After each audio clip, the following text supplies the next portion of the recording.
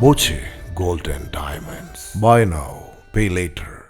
ഒറ്റപ്പാലത്ത് മോട്ടോർ വാഹന വകുപ്പിന്റെ ടെസ്റ്റിനെത്തിയ വാഹനങ്ങളുടെ പരിശോധന മണിക്കൂറുകളോളം വൈകി. ആംബുലൻസ് ഉൾപ്പെടെ ക്ഷമതാ പരിശോധനയ്ക്ക് എത്തിച്ച 100-ലേറെ വാഹനങ്ങളാണ് കാത്തുകെട്ടിക്കിടക്കുന്നത്. ഉദ്യോഗസ്ഥരുടെ കുറവിനെ തുടർന്നാണ് പരിശോധന വൈകിയതെന്നാണ് വിശദീകരണം. ഒറ്റപ്പാലം ഈസ്റ്റ് മനുശ്ശേരിയിൽ നടക്കുന്ന പതിവ് വാഹനക്ഷമതാ പരിശോധനയാണ് ഉദ്യോഗസ്ഥർ എത്താത്തത് മൂലം വൈകിയത്. രാവിലെ 6ഓടെ വാഹനങ്ങൾ എത്തിത്തുടങ്ങി. ബസ്സുകളും ലോറികളും മുതൽ ഇരുചക്ര വാഹനങ്ങൾ വരെ കൂട്ടത്തിലുണ്ടായിരുന്നു. പാലക്കാട് കുളപ്പുള്ളി പാതയുടെ ഇരുവശങ്ങളിലും വാഹനങ്ങൾ നിർത്തിയതോടെയും ഗതാഗതവും പ്രതിസന്ധിയിലായി.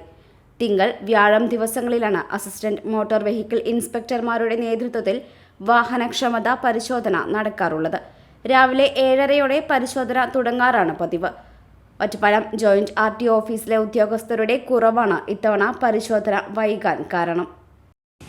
മോട്ടോർ വാഹനങ്ങളുടെ റിന്യൂവൽ ടെസ്റ്റുമായി ബന്ധപ്പെട്ട് ഒറ്റപ്പാലത്ത് നിരവധി വാഹനങ്ങളാണ് പെരുവഴിയിൽ കിടക്കുന്നത്.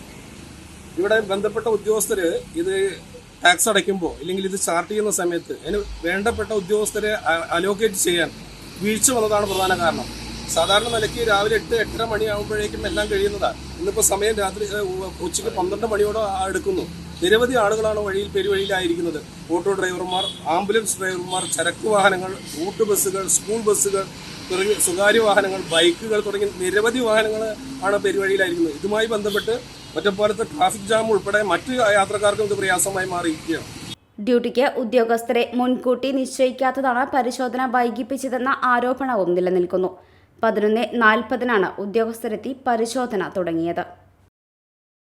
ഇപ്പോഴാണെങ്കിൽ റോയൽ നിന്ന് പർച്ചേസ് ചെയ്യുന്നവർക്ക് ഹണിമൂൺ വിദേശത്ത് ആഘോഷിക്കാൻ അവസരമുണ്ട്. കൂടാതെ ഒട്ടനവധി സമ്മാനങ്ങളും. ഇനി ഏതാനും ദിവസങ്ങൾ മാത്രം. ഡിസംബർ 30 നറുക്കെടുപ്പ്. Dot view news. കാഴ്ചകളാണ് ലോകം. കണ്ടു തുടങ്ങുക.